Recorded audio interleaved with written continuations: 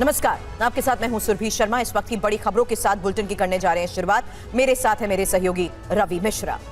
बड़ी खबर इस वक्त मणिपुर से। 1 साल से ज्यादा समय से मणिपुर सुलग रहा है और आपको बता दें क्योंकि मैतेई के बीच चल रहा संघर्ष कम होने की जगह अब और ज्यादा बढ़ता जा रहा है। अब एक चौंकाने वाला खुलासा हुआ है। खुफिया विभाग की रिपोर्ट के मुताबिक म्यांमार के रास्ते चीन लगातार मणिपुर के प्रदर्शनकारियों को न सिर्फ फंडिंग कर रहा है बल्कि हथियार भी सप्लाई कर रहा है। तो चीन की साजिश को देखते हुए इस वक्त की ये बड़ी खबर, जहां खुफिया विभाग की रिपोर्ट के जरिए बड़ा खुलासा, म्यांमार के रास्ते चीन लगातार मणिपुर के प्रदर्शनकारियों को न सिर्फ फंडिंग कर रहा है बल्कि हथियार भी सप्लाई किए जा रहे हैं। चीन का मकसद है मणिपुर में दंगे भड़का कर वहां तनाव को बरकरार रखना ताकि इस मुद्दे को इंटरनेशनल फोरम पर भी उठाया जा सके। आपको बता दें, हाल ही में कुछ ऐसी घटनाएं भी देखी गई हैं जब म्यांमार बॉर्डर से कुछ आतंकी संगठनों ने बॉर्डर पहाड़ों में मौजूद गांव में रहने वाले लोगों को रात के अंधेरे में निशाना बनाया ताकि दोनों समुदाय के बीच हिंसा की आग को और भड़काया जा सके।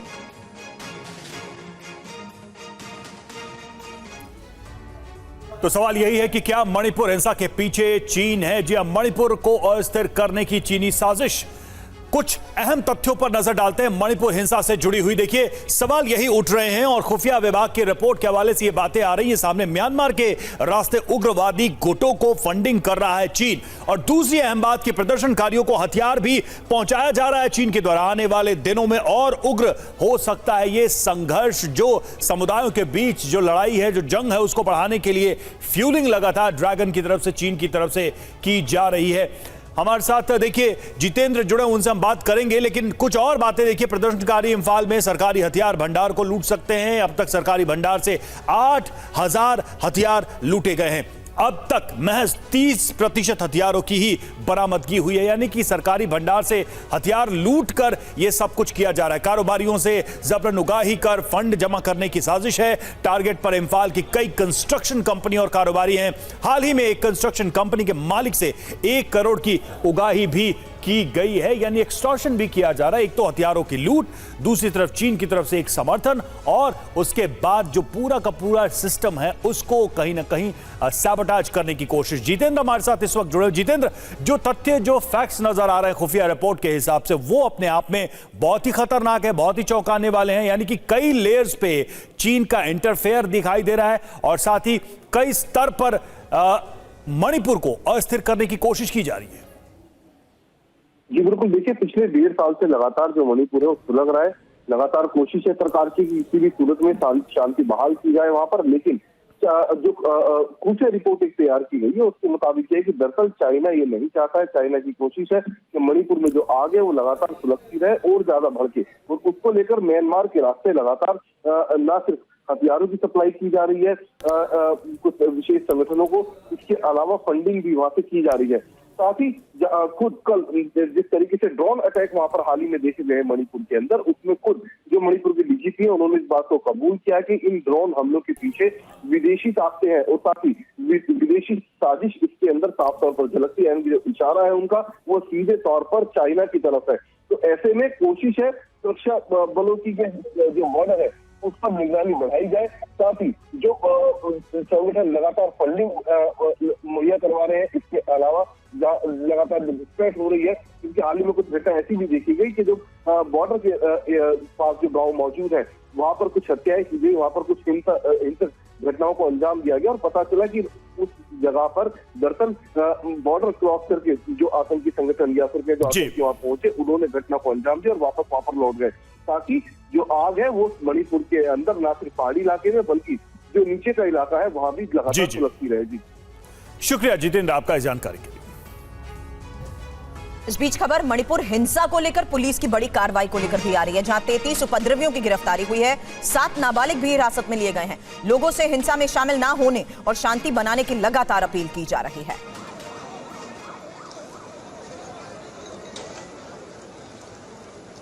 इस वक्त की बड़ी खबर है चंडीगढ़ से। चंडीगढ़ ब्लास्ट मामले में 2 संदिग्धों की तस्वीर जारी की गई। चंडीगढ़ पुलिस ने जारी की है संदिग्धों की तस्वीर। चंडीगढ़ पुलिस ने घोषित किया 2 लाख का इनाम।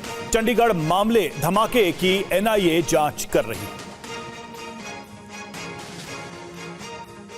तो पुलिस ने 2 लाख का इनाम भी घोषित किया है और 2 संदिग्धों की तस्वीर भी जारी की।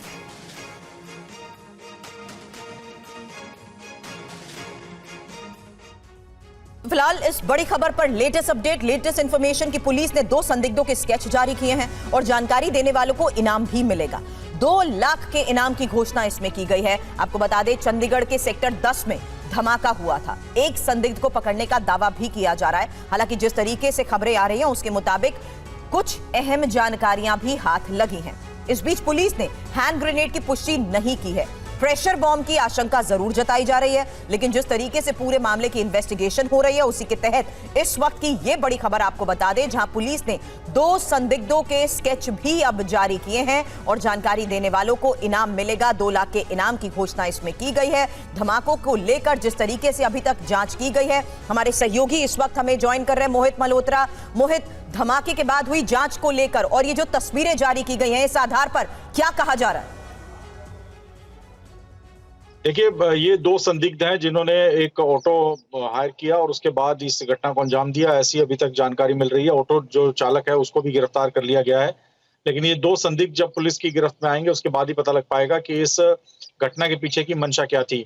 साथ ही जिस मकान पर हमला हुआ है वहां पर पहले पंजाब पुलिस के एक सीनियर अधिकारी रहा करते थे। क्या उनको टारगेट करने की प्लानिंग थी? इस एंगल पर भी तफ्तीश की जा रही है और ऐसा लगता नहीं है कि ये कोई आपसी रंजिश का मामला है या फिर पहले पुलिस को आशंका थी कि किसी ने आपसी रंजिश में इस घटना को अंजाम दिया है। लेकिन जिस तरह से वहां पर विस्फोटक फेंका गया है वो प्रेशर बॉम्ब की तरह उसका इस्तेमाल किया गया है। हालांकि पुलिस हैंड ग्रेनेड की अभी इस्तेमाल होने की बात को नकार रही है, लेकिन ऐसा लगता है कि पूरी तैयारी के साथ, पूरी सोची समझी प्लानिंग के साथ इस घटना को अंजाम दिया गया है और टारगेट पर कोई खास व्यक्ति था जिसके लिए ही ये बॉम्ब फेंका गया है। तो फिलहाल इन तमाम एंगल पर तफ्तीश की जा रही है। पुलिस ने आतंकी एंगल है, टेरर एंगल है, उसको अभी नकारा नहीं है। पुलिस उस एंगल से भी तफ्तीश कर रही है और साथ ही खालिस्तान समर्थक आतंकियों का हाथ तो इस घटना के पीछे नहीं है, उस एंगल पर भी तफ्तीश की जा रही है। नजर बनाए रखे मामले की इन्वेस्टिगेशन पर आपसे अपडेट लेंगे। शुक्रिया पूरी जानकारी के लिए मोहित आपका। लेकिन इस बीच बता दें आपको, चंडीगढ़ के सेक्टर 10 में धमाके के बाद पूरे इलाके में हड़कंप मच गया। फिलहाल इस मामले की जिस तरीके से इन्वेस्टिगेशन की जा रही है, जो 2 तस्वीरें जारी की गई हैं वो आप देख चुके हैं। मोहित हमारे सहयोगी हमें बता रहे थे कि इस घटना के बाद किस तरीके से पूरे मामले की जांच हो रही है, लेकिन चंडीगढ़ में आखिर हुआ क्या था, इस रिपोर्ट में देखिए।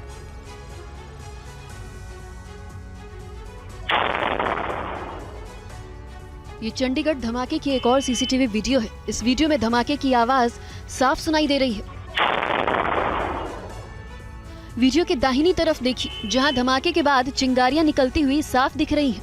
ये तस्वीरें चंडीगढ़ में सेक्टर 10 में से कोठी के बाहर की है, जहां हैंड ग्रेनेड फेंके जाने की खबर है। हैंड ग्रेनेड के जरिए मकान नंबर 575 को निशाना बनाया गया है। बताया जाता है। अगली खबर कर्नाटक के मांड्या से है। जी हां, मांड्या हिंसा में पुलिस की बड़ी कार्रवाई हुई है। अब तक 50 लोग गिरफ्तार किए गए हैं। गणेश विसर्जन के दौरान हुआ था पथराव, 2 पक्षों के बीच जमकर पथराव हुआ। पथराव के बाद आगजनी भी की गई।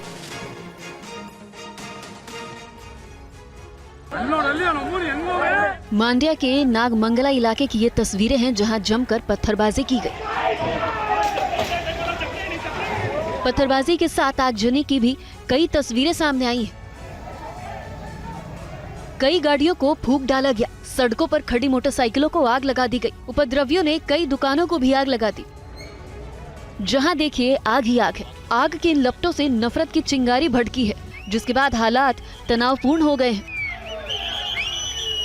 हिंसा पर उतरे उपद्रवियों ने कई गाड़ियों को भी नुकसान पहुंचाया। बताया जाता है कि मामला कुछ मुस्लिम समुदाय के लोगों के पथराव की वजह से भड़का।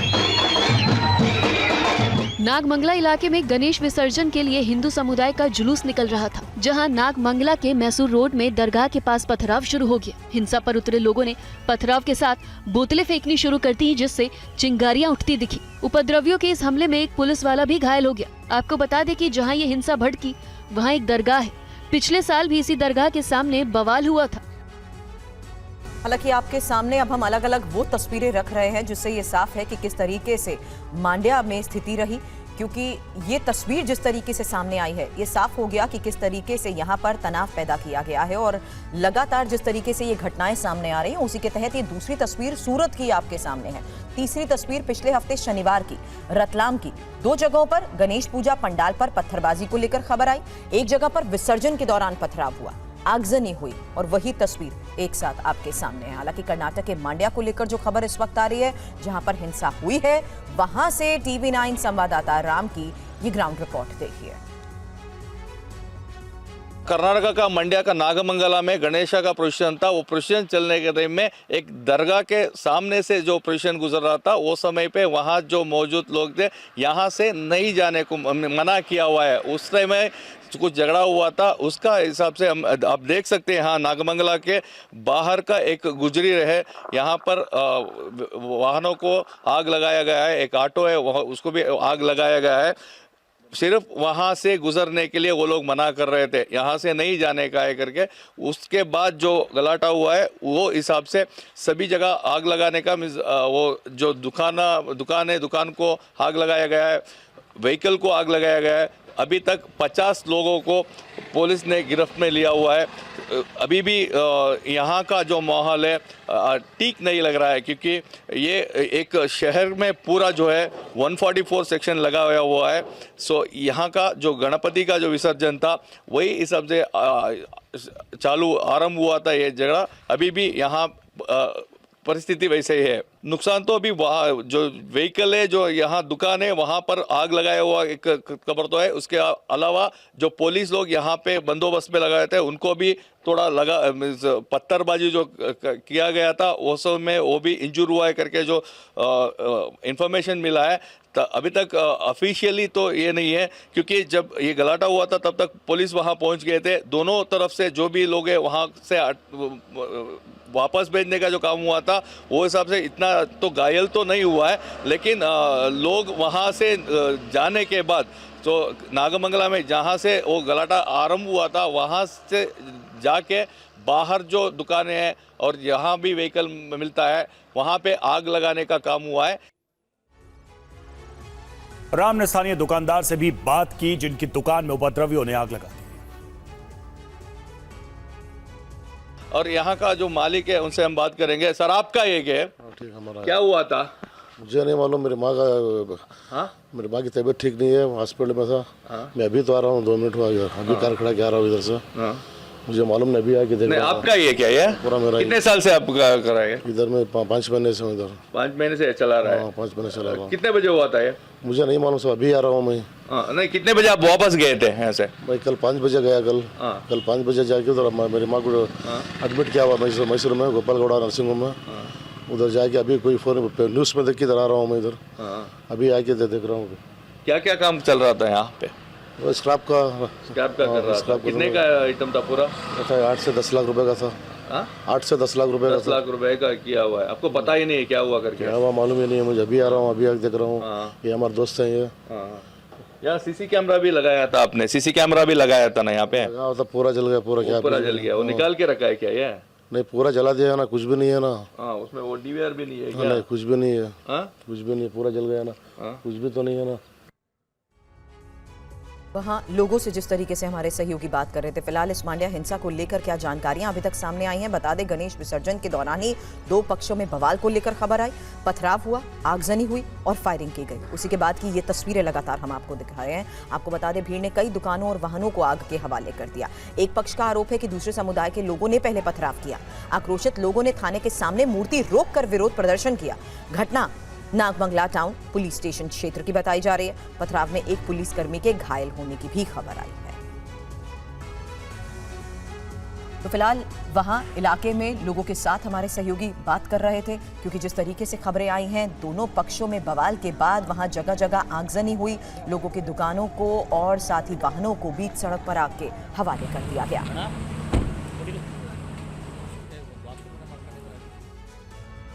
और अब रुख करते हैं हिमाचल प्रदेश का। जी हां, संजौली में लाठीचार्ज के विरोध में आज शिमला बंद का ऐलान है। सुबह 10 बजे से 1 बजे तक दुकानों को बंद रखने की अपील की गई है। शिमला व्यापार मंडल ने बंद बुलाया है। आज भी शिमला में हो सकता है प्रदर्शन।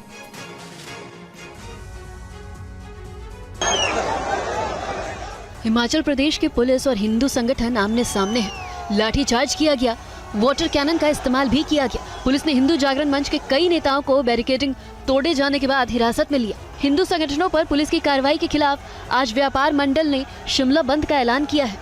जो कार्रवाई होनी चाहिए उस कार्रवाई को नहीं करने के पक्ष में है, उसके विरोध में कल जो है हम 10 बजे से लेकर के सुबह 1 बजे तक जो है पूरा बाजार बंद रखेंगे। हिंदू संगठन संजौली में 10 सालों से चल रहे अवैध मस्जिद निर्माण को रोके जाने की मांग कर रहा है। संगठन का कहना है कि पुलिस की कार्रवाई से उन्हें दबाने की कोशिश की जा रही है। नेता प्रतिपक्ष ने भी ऐसी बातें कही हैं। लाठीचार्ज होना, वाटर कैनन का इस्तेमाल करना, इस प्रकार से उस सारे आंदोलन को दबाने की, कुचलने की कोशिश की, तो उससे भावनाएं तो आहत हुई है। लोक निर्माण मंत्री विक्रमादित्य सिंह ने कहा है कि सभी घटनाक्रमों पर कड़ी नजर रखी जा रही है कि अगर वो अवैध पाई जाती है तो निश्चित तौर से 100% उसके ऊपर कार्रवाई होगी और उसको जो है कानून की प्रक्रिया के माध्यम से उसको डिमोलिश किया जाएगा। तो संजौली मस्जिद पर विवाद और शिमला में बंद का ऐलान किया गया है और इस बंद को वहां के व्यापार मंडल ने बुलाया है। लगातार जो प्रदर्शन हुए थे कल, उसमें लाठीचार्ज हुआ और उसको देखते हुए उसके विरोध में ये बंद का आह्वान किया गया। संजौली में लाठीचार्ज से शिमला के व्यापारी नाराज हैं। अवैध निर्माण, लाठीचार्ज के खिलाफ आज शिमला बंद का आह्वान किया गया है। सुबह 10 बजे से 1 बजे तक दुकानों को बंद रखने की अपील की गई। सुबह 11 बजे शिमला में कई जगहों पर प्रदर्शन संभव है। शेर पंजाब से CTO तक विरोध रैली निकालने की उम्मीद है और कल भी मॉल रोड की दुकानें 1 घंटे के लिए बंद की गई थी। अभिजीत ठाकुर हमारे संवाददाता लगातार शिमला में बने हुए हैं, रुक करेंगे उनका। अभिजीत, आज भी बंद का आह्वान किया गया है, क्या तैयारी नजर आ रही है बंद को लेकर प्रशासन की तरफ से भी और जो व्यापार मंडल है और जो लोग भी बंद का आह्वान कर रहे हैं संगठन, उनकी तरफ से?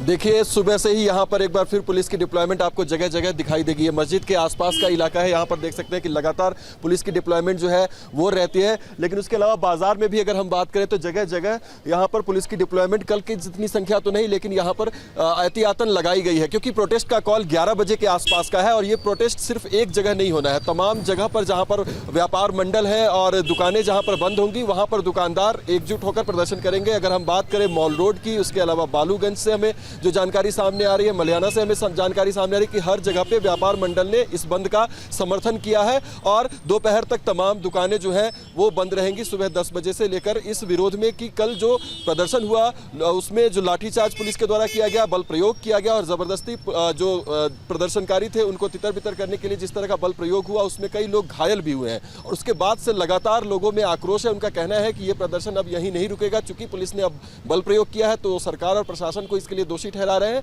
और उनका कहना है कि आगे वो प्रदर्शन को जारी रखेंगे। अभी जो एक ताजा जानकारी और सामने आ रही है कि जिस तरह का प्रदर्शन आपको संजौली में देखने को मिला, 13 तारीख को यानी 13 सितंबर को मंडी में भी एक इसी तरह का बड़ा प्रदर्शन हो सकता है और हिंदू संगठन इस बात को लेकर अपनी आपस की बैठक करें, ऐसी भी जानकारी सामने आ रही है। तो जिस तरह से कल एक नज़ारा दृश्य देखने को मिला संजौली में, वो अब पूरे हिमाचल में जो खबर फैली और जिस तरीके की तस्वीरें लोगों ने देखी, उसके बाद लोगों में और आक्रोश बढ़ गया और उसी का नतीजा है कि व्यापार मंडल ने बंद करने की घोषणा की है और उसके आगे प्रदर्शन की और जो योजना है वो बनाई जा रही है। आज दोपहर विश्व हिंदू परिषद एक प्रेस कॉन्फ्रेंस भी यहाँ पर आयोजित कर रही है, उसमें भी वो कोई बड़ी घोषणा कर सकते हैं। उनका कहना है कि अब इस आंदोलन को में वो सीधे तौर पर इन्वॉल्व होने वाले हैं और आगे इसको लेकर बढ़ेंगे। तो यही सब जानकारी है जो तमाम सामने आ रही है। सरकार भी अलर्ट मोड पर है, पूरे हिमाचल प्रदेश में अलर्ट जारी कर दिया गया है इसको लेकर और तमाम मस्जिदों के पास सुरक्षा बढ़ा दी गई है और चूंकि कल शुक्रवार भी है तो इस बात को लेकर भी हाई अलर्ट पर पुलिस है।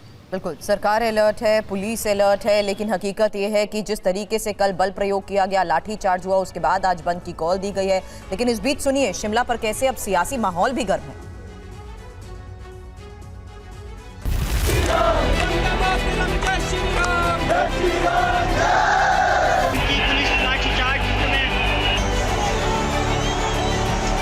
Himachal Pradesh is not a banana Republic.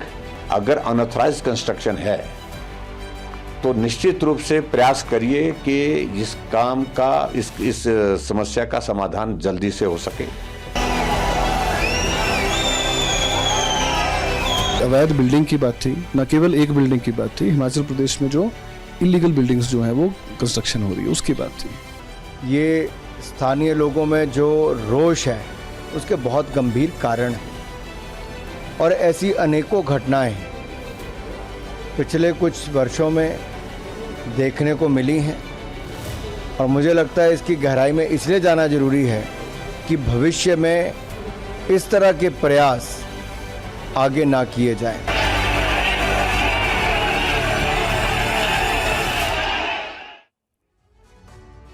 तो राजनीतिक बयानबाजी का दौर भी चल रहा है, लेकिन इधर कल जो संजौली में प्रोटेस्ट हुआ वो कैसे हुआ, क्या तस्वीरें निकलकर सामने आई, ये तस्वीरें हम आपके सामने रख रहे हैं। देखिए 5 तस्वीरें हैं और हनुमान चालीसा का पाठ किया गया। जो पहली तस्वीर आप देख रहे हैं वहां पर पुलिस और प्रदर्शनकारियों में झड़प भी हुई, लाठीचार्ज करना पड़ा पुलिस को। प्रदर्शनकारियों ने बैरिकेड्स को तोड़कर आगे बढ़ने का प्रयास किया, वाटर कैनन का इस्तेमाल किया गया और इन सब का असर यह कि आज भी बंद बुलाया गया है शिमला। आगे बढ़ते हैं। जम्मू कश्मीर के बारामूला सीट से लोकसभा सांसद इंजीनियर रशीद जमानत पर बाहर आए हैं। रशीद को जमानत मिलने पर जम्मू कश्मीर में सियासत गर्म है। TV9 भारतवर्ष से खास बातचीत में रशीद ने PDP और NCP के आरोपों पर क्या कहा, आइए सुनते हैं। 5.5 साल 6 साल आप जेल में रहे, बाहर आए हैं, क्या बदलाव कश्मीर में होने जा रहा है विधानसभा चुनाव में आपकी मौजूदगी? लेट द पीपल डिसाइड, लोग डिसाइड करेंगे। आप बाहर आए हैं लेकिन आपके जो जम्मू कश्मीर में जो पॉलिटिकल लोग हैं, चाहे वो उमर अब्दुल्ला हो, महबूबा मुफ्ती हो, सीधे तौर पर ये कह रहे हैं कि आपके अपने चुनाव में लोकसभा में आपको कैंपेन करने के लिए बेल नहीं मिली, अब विधानसभा में मिला गया है। आपके आने से बीजेपी को मजबूती मिलेगी क्योंकि एंटी बीजेपी वोट बटेंगे और बीजेपी उससे मजबूत होगी। तो आप उनसे पूछे उन्होंने बीजेपी को लाया है क्यों उधर। एक दूसरी बात यह है, I am following my conviction, I am fighting against BJP. जो बंदा 5.5 साल तिहाड़ जेल में मर रहा है और वो लोग वहाँ पर मजे ले रहे हैं, प्रॉक्सी मैं हूँ।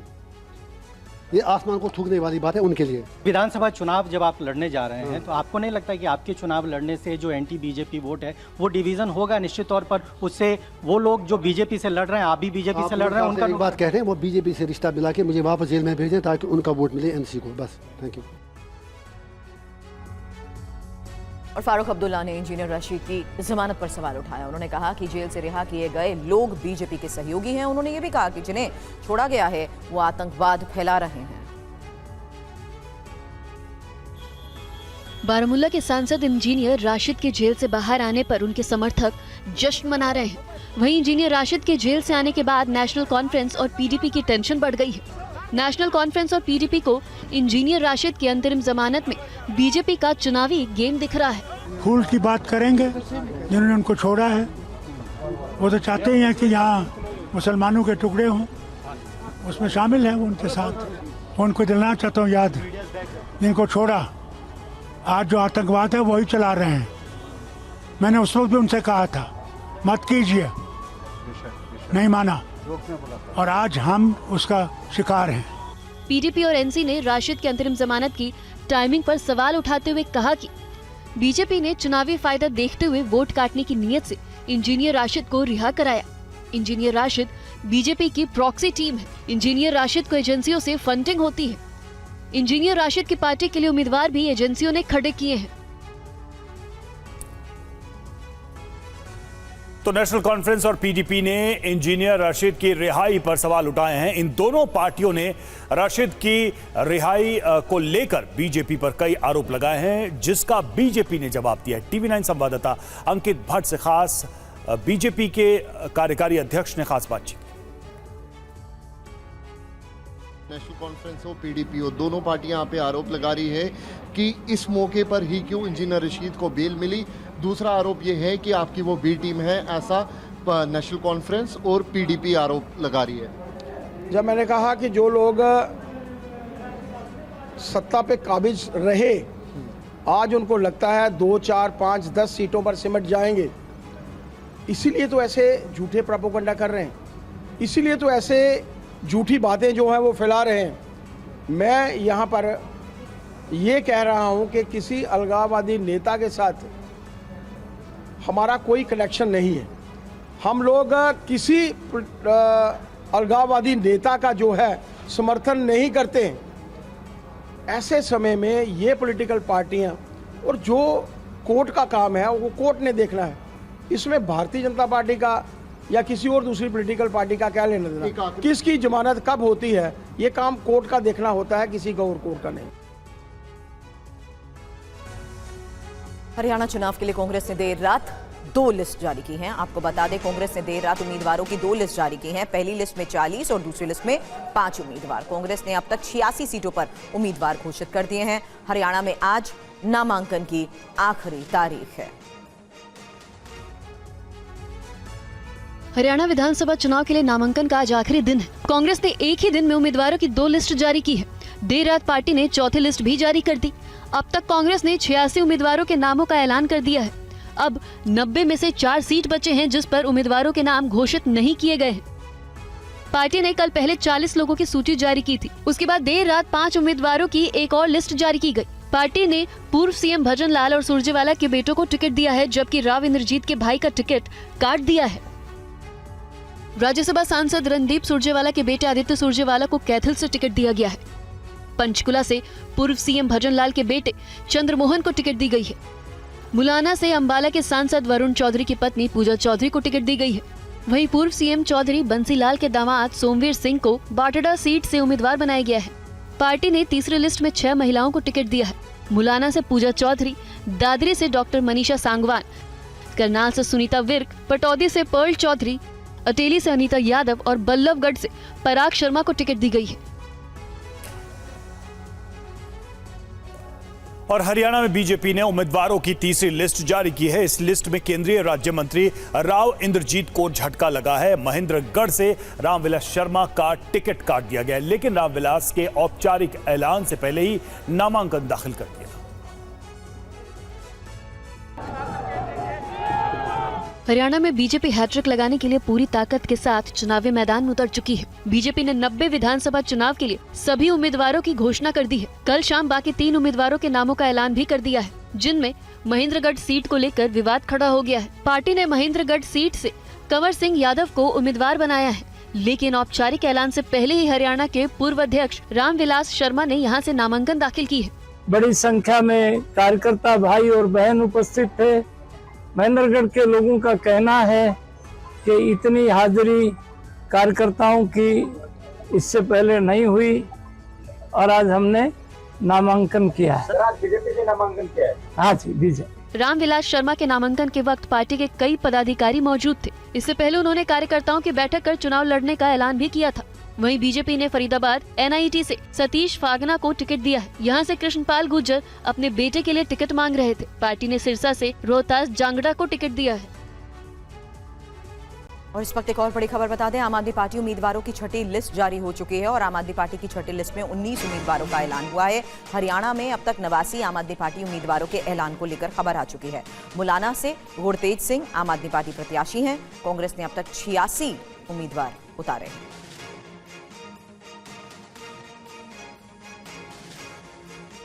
और इस वक्त की ब्रेकिंग न्यूज, कोलकाता के RG कर अस्पताल में भ्रष्टाचार का मामला। कोलकाता के 3 ठिकानों पर ईडी की रेड। सूत्रों के हवाले से यह जानकारी सामने आ रही है। पिछले एक हफ्ते में दूसरी बार ईडी के छापेमारी। पूर्व प्रिंसिपल संदीप घोष के पिता के घर पर भी छापे। ऑक्टेन मेडिकल के ऑफिस पर भी छापेमारी।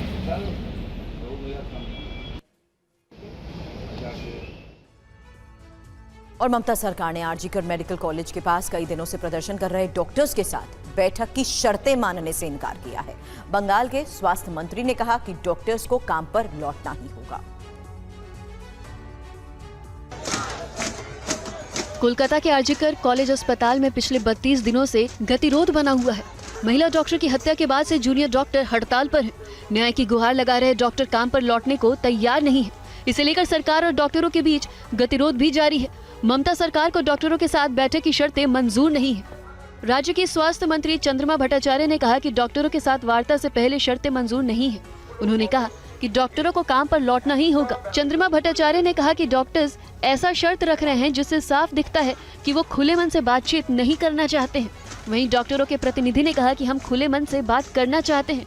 बातचीत के लिए डॉक्टरों ने शर्त रखी है। इसमें हम लोग भी खुले मन से उनका वेट कर रहे हैं कि इसका लाइव टेलीकास्ट किया जाए, ताकि सारे तरफ में जो स्वच्छता है, जो ट्रांसपेरेंसी है, उसको मेंटेन ताकि हो।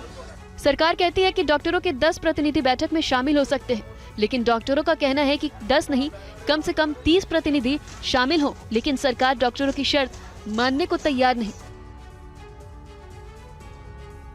कोलकाता कांड पर सियासत गर्म है। TMC ने कहा कि डॉक्टरों की हड़ताल से लोगों को काफी दिक्कत हो रही है, इसका भी ख्याल रखना चाहिए।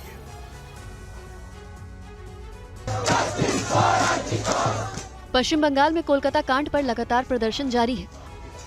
सरकार की तरफ से डॉक्टरों को धरना प्रदर्शन खत्म करने की अपील की जा रही है, लेकिन हड़ताली डॉक्टर अब भी अड़े हुए हैं। हम लोग का ये उम्मीद है जस्टिस का जो नारा है वो तो हम लोग भी सपोर्ट कर रहे हैं, लेकिन ये गरीबों लाखों पेशेंट जो हैरास्ड हो रहा है उसका ऊपर जो इनजस्टिस हो रहा है वो भी खत्म होना चाहिए। जो डॉक्टर लोगों जिसका खिलाफ उसका ये प्रोटेस्ट है हम लोग भी सपोर्ट कर रहे हैं। कोलकाता कांड पर पश्चिम बंगाल में सियासत भी गर्म है। महिला डॉक्टर के साथ रेप और हत्या के बाद से लगातार डॉक्टर्स प्रदर्शन कर रहे हैं। कांग्रेस नेता अधीर रंजन भी डॉक्टरों के समर्थन में खड़े हो गए हैं। समर्थन कर रहे हैं हम लोग, उनके समर्थन में तो हम लड़ रहे हैं। सीनियर डॉक्टर भी प्रोटेस्ट में उतर गए। इतिहास तय कर दिया, ये इतिहास है। ये अगले तारीख में इतिहास को सारे दुनिया याद करते रहेंगे। कोलकाता कांड की जांच सीबीआई कर रही है और 1 महीने से ज्यादा से आंदोलन भी जारी है। आपको बता दें, महिला डॉक्टर की रेप और हत्या के मामले में सिर्फ एक की गिरफ्तारी हुई है और सीबीआई की जांच पर भी अब सवाल उठने लगे हैं। कोलकाता कांड को हुए 33 दिन बीत चुके हैं। न्याय की मांग को लेकर डॉक्टरों का प्रदर्शन जारी है। सीबीआई और ईडी दोनों ही जांच में जुटी है, लेकिन महिला डॉक्टर के हत्यारे के बारे में अब तक क्या हुआ है? उसे बेरहमी से क्यों मारा गया? सिर्फ आरोपी को गिरफ्तार किया गया है? क्या आंदोलन भटक गया है? मांग हमारा हमेशा से पहले दिन से स्पष्ट है। आज 33वां दिन हम जो प्रोटेस्ट कर रहे हैं, ये कहना कि कहीं खो गया है, हमारी तरफ से नहीं खोया गया। देखिए, इन्वेस्टिगेशन तो हम लोगों का जिम्मा नहीं है ना, ये हम लोग का रिस्पॉन्सिबिलिटी नहीं है। बीजेपी नेता अग्निमित्रा पॉल ने ममता सरकार से इस्तीफा मांगा है। कोई भाग नहीं पाएगा, विचार देना ही है, वो जो भी हो। लिफाफा में नाम दिया गया है और शायद अभी तक लिफाफा खोल भी गया है और कौन कौन इसमें इन्वॉल्व है सबका शास्ति मिलेगा। टीएमसी ने इस केस में सीबीआई की विफलता बताया है। 1 महीना क्रॉस हो गया है, तो आप देखिए एक ही अरेस्ट हुआ है ओरिजिनल केस में, वो कलकत्ता पुलिस अरेस्ट किया था। रेप या मर्डर उसमें क्या हुआ? कुछ भी नहीं हुआ अभी तक।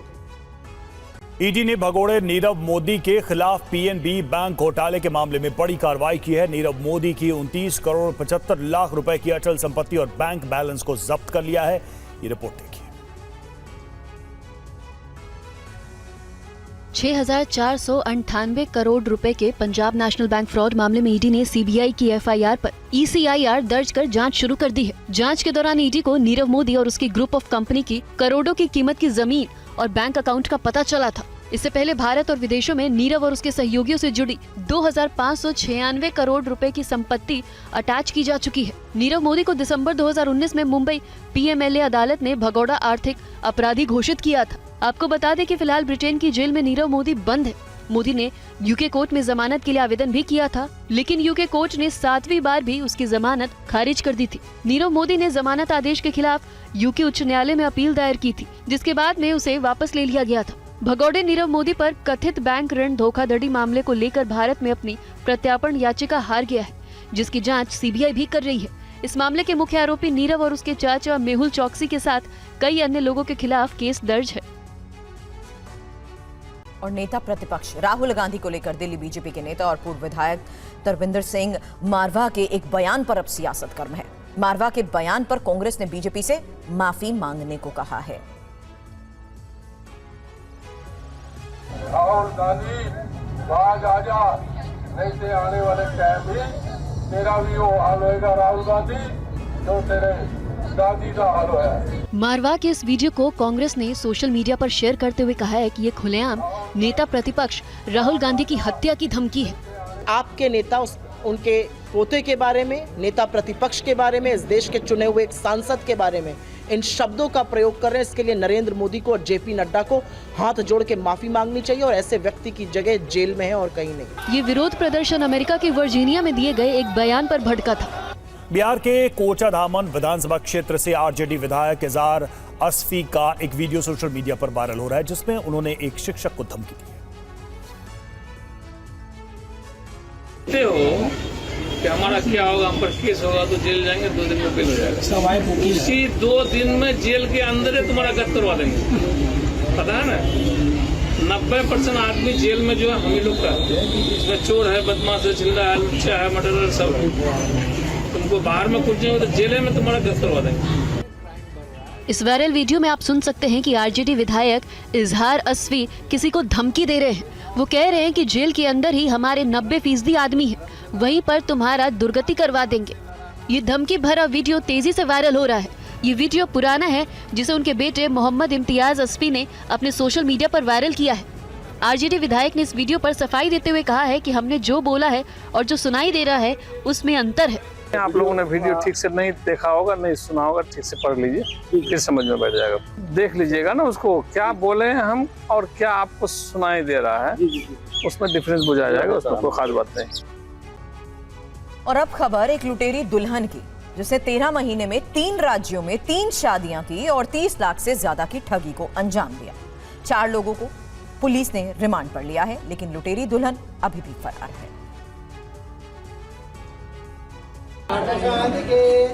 अग्नि के साथ फेरे लिए, अग्नि को साक्षी मानकर 7 जन्मों तक साथ रहने की शपथ ली। अपनी दुल्हनिया के साथ ये दूल्हा भी खुश था कि चलो घर बसाएं, लेकिन सपनों को जब तक पंख लगते अरमान पखेरु उड़ गए।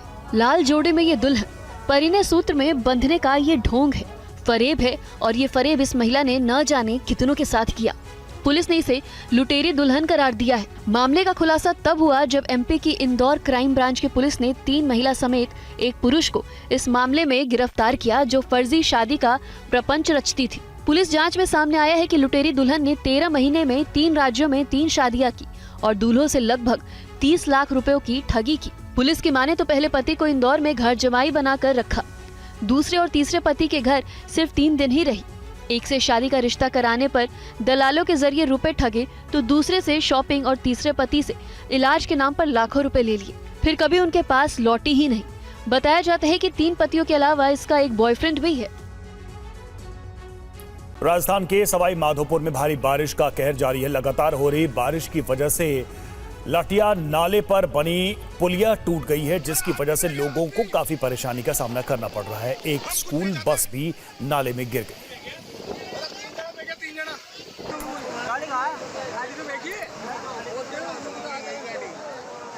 किस तरह से उफान है ये भी आप देख सकते हैं। सवाई माधोपुर राजस्थान की ये तस्वीरें हैं और ये भी जानकारी है कि स्कूल बस इस नाले में गिर गई। आंध्र प्रदेश और राजस्थान में हो रही बारिश से कई जगहों पर हालात बिगड़े हुए हैं और लोगों को काफी परेशानियों का भी सामना करना पड़ रहा है। विजयवाड़ा में कई इलाकों में 3 से 4 फीट तक पानी भरा हुआ है। विजयवाड़ा में हर जगह पानी है, जनजीवन ठप है। 6 पहिए वाले ट्रक हो या 4 पहिया हो, 3 पहिया हो या फिर 2 पहिए, पानी ने सबको रोक रखा है। पानी में घुसने के बाद के हालात देखिए, इंजन बंद और फिर धक्का मारने के सिवा कोई चारा ही नहीं। ये हालात है विजयवाड़ा के जक्कमपुड़ी YSR कॉलोनी की, जहां कई इलाके पानी में डूबे हैं। लोगों को परेशानियों का सामना करना पड़ रहा है। हालात पर राज्य के सीएम चंद्रबाबू नायडू खुद नजर रख रहे हैं। नायडू राजूपालेम गांव में बाढ़ के हालात का जायजा लेने पहुंचे। इस दौरान सीएम ने गांव वालों से बातचीत की और हर संभव उनकी समस्याओं को दूर करने का भरोसा भी दिया। राजस्थान में भी बारिश का दौर जारी है। ये धौलपुर शहर के हालात है। जल भराव की वजह से लोगों को दिक्कतों का सामना करना पड़ रहा है। जानकारी के मुताबिक केकडी जिले में बनास नदी मारेल बांध पर नहाने गए 2 युवकों की डूबने से मौत हो गई। मृतक सुदर्शन और तेज प्रकाश कुरासिया गांव के रहने वाले थे।